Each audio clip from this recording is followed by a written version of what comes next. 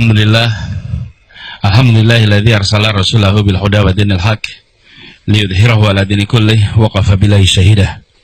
Asyhadu an la ilaha illallah wa asyhadu anna Muhammadan abduhu wa rasuluh la nabiyya ba'dah.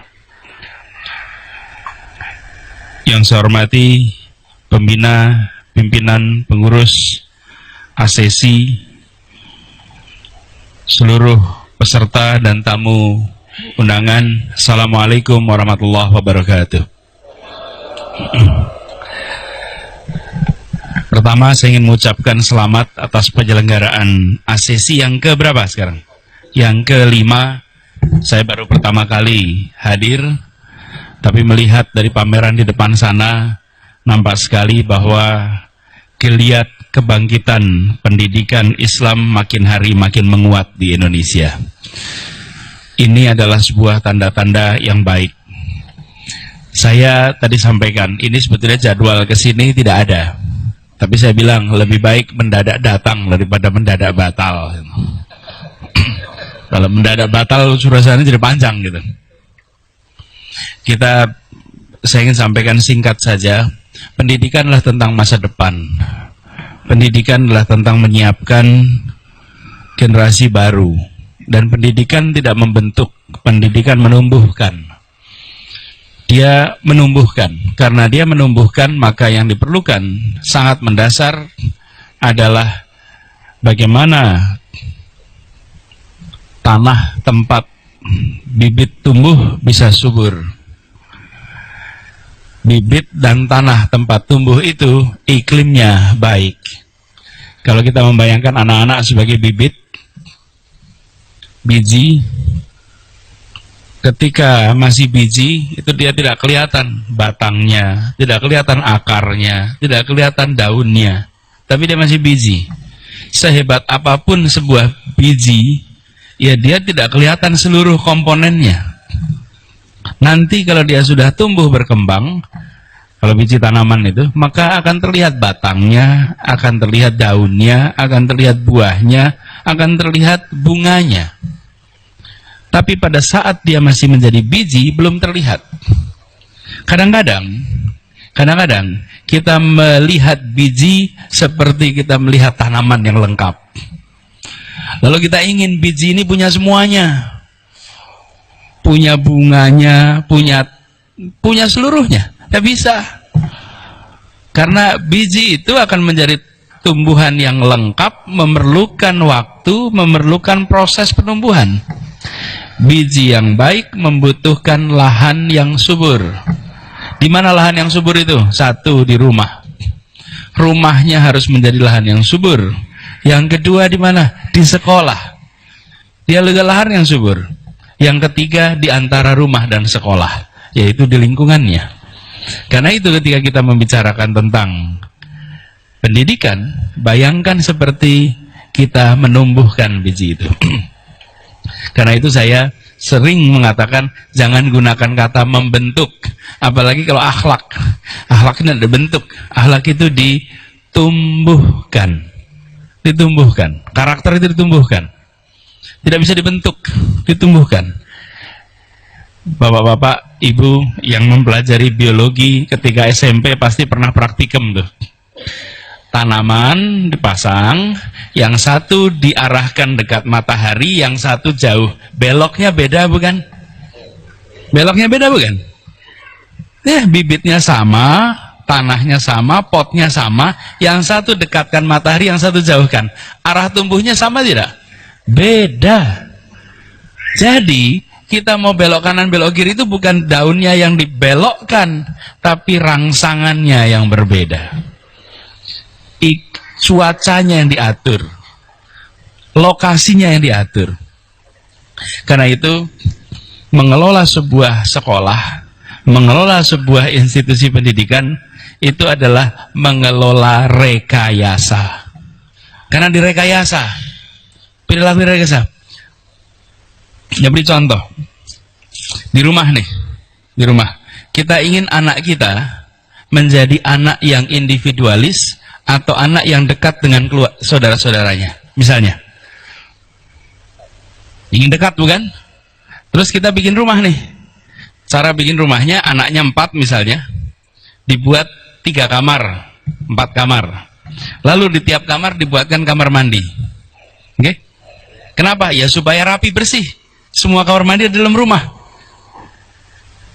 Keluarga yang sama, 4 anak, kamar mandinya di luar, 1. Apa yang terjadi?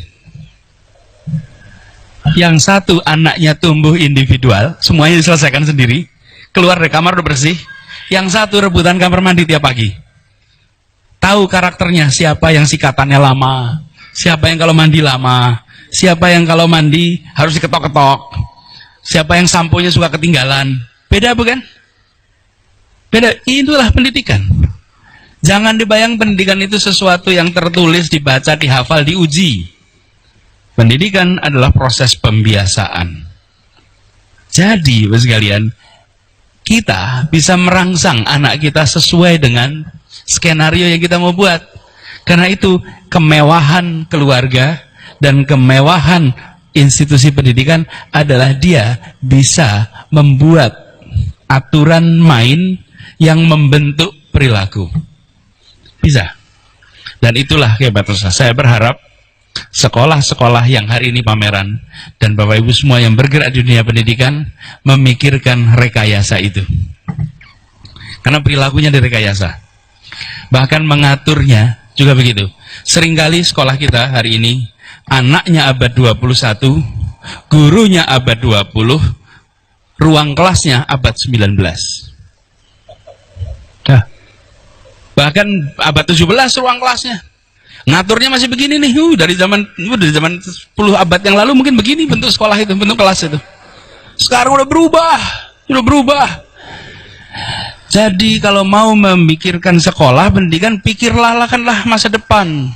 Rekayasalah untuk masa depan. Umat Islam sering gagal berhasil bukan mampu atau tidak mampu, tapi mengantisipasi perubahan atau tidak mengantisipasi perubahan. Ini PR-nya. Karena itu kalau mengukur keberhasilan anak-anak kita sekarang jangan dilihat hari ini. Tadi saya gambarkan biji, bukan? Hari ini bijinya dinilai. Sudah tumbuh biji belum ada apa-apa. Nanti ketika dia sudah tumbuh besar baru terlihat, baru kualitas buahnya bisa dinilai.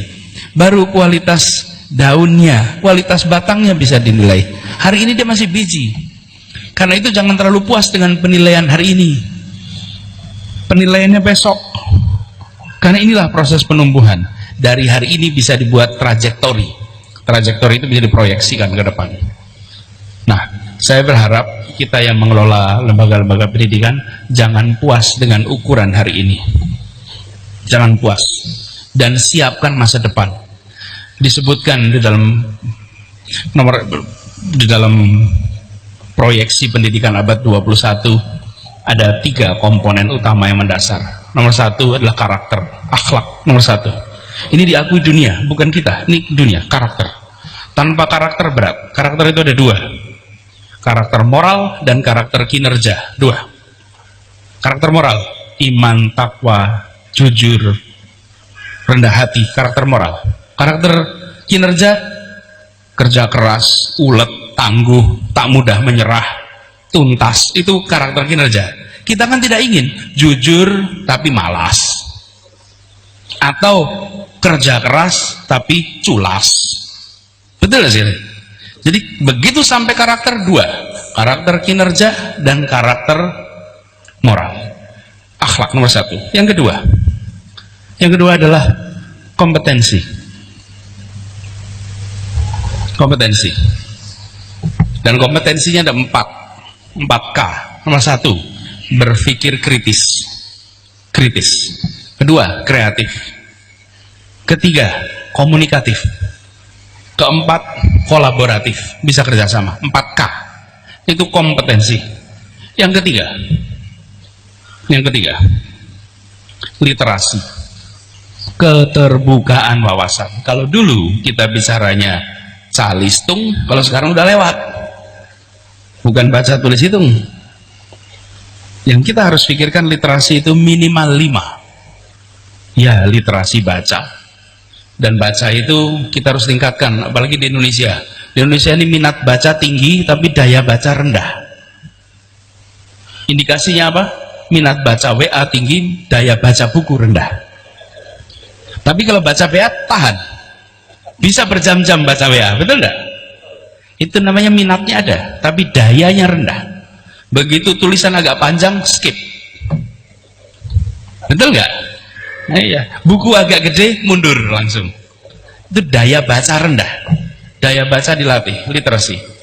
Literasi budaya, literasi teknologi, literasi keuangan. Jadi sekalian, 3 komponen itu yang disebut sebagai proyeksi kebutuhan masa depan bagi anak-anak kita. Yang pertama tetap fundamennya adalah karakter, akhlak, tapi kompetensinya jangan hilang. Hari ini anak-anak kita diuji, diberi kertas berisi pertanyaan ujian, betul ya, diminta menjawab. Yang jawabannya nilainya bagus yang apa?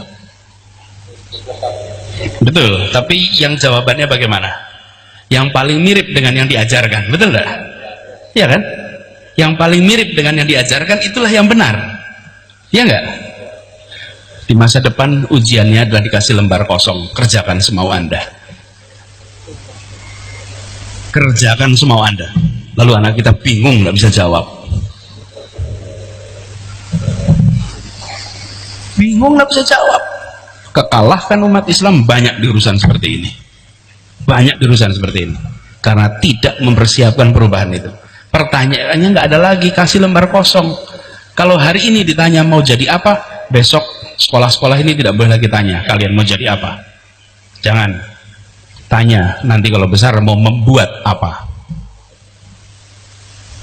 Karena profesinya udah nggak ada nanti. Dulu saya waktu masih kecil tuh Pak, tukang pos tuh rutin datang ke rumah Pak, pakai motor warnanya oranye. Wah, top betul rasanya naik motor Suzuki itu. Pos, pengen jadi tukang pos. Hari ini ada tukang pos, email semua, WA, betul nggak sekalian? Bayangkan besok perubahannya lebih cepat. Yang diketahui hari ini belum tentu masih ada profesinya di masa depan. Jadi pengelola institusi pendidikan jangan terpukau dengan cerita masa lalu. Gelisahlah dengan masa depan. Gelisahlah dengan sekolah-sekolah terbaik dunia hari ini. Jangan puas dengan melihat masa lalu kami sudah seperti ini, bukan, masa depan. Dan ini teman-teman, saya sampaikan sebagai bagian dari kita bersiap. Kemenangan itu dipersiapkan di ruang-ruang keluarga dan di ruang-ruang kelas. Di situ kebangkitan umat akan terjadi. Di ruang-ruang keluarga dan di ruang-ruang kelas. Kalau itu dikerjakan dengan serius, 3 komponen tadi disiapkan. Akhlak, karakter, kompetensi, literasi. Sesudah itu biarkan mereka terbang. Mereka akan siap untuk menghadapi apa saja. Dan ini yang insya Allah kita sama-sama. Mudah-mudahan sekolah-sekolah ini adalah benar-benar sekolah-sekolah yang menyiapkan masa depan. Dan semoga bapak-bapak ibu semua yang bekerja di sini, saya sekarang bertugas di pemerintahan, izinkan saya mengucapkan terima kasih. Bapak ibu semua menyelenggarakan pendidikan padahal tidak memiliki kewajiban konstitusional untuk mendidik. Nggak ada perintah undang-undang Bapak ibu sekalian untuk mendidik, tapi Bapak ibu memilih untuk mendidik anak-anak kita, dan saya ingin ucapkan terima kasih. Bapak ibu sekalian telah ikut menyiapkan anak-anak Indonesia masa depan. Insya Allah ini akan dicatat sebagai amal soleh dari Bapak ibu semuanya. Itu saja barangkali yang bisa saya sampaikan. Kurang lebihnya mohon dimaafkan. Saya mohon izin kalau boleh meneruskan menuju kewajiban yang sudah saya komit. Tapi saya ingin ucapkan selamat. Semoga diskusi, seminar, dan insya Allah ikhtiar mendidik anak-anak kita akan bukan saja dimudahkan jalannya, tapi selalu dalam ridha Allah. Terima kasih. Billahi taufiq wal hidayah. Assalamualaikum warahmatullahi wabarakatuh.